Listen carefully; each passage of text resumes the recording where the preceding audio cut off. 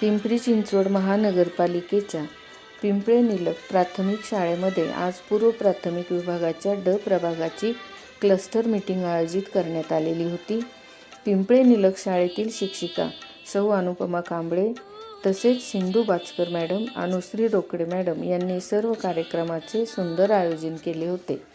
Cluster मीटिंगसाठी प्रमुख उपस्थिती मुख्याध्यापक माननीय श्री अण्णा रामचंद्र जाधव सर तसेच नथुराम मादगुडे सर, ड प्रभागाच्या समन्वयक सौ वैशाली दर्शिले, मास्टर ट्रेनर निर्मला पिंगळे आणि शैला जांभळे यांच्या हस्ते सरस्वती पूजनाने झाले.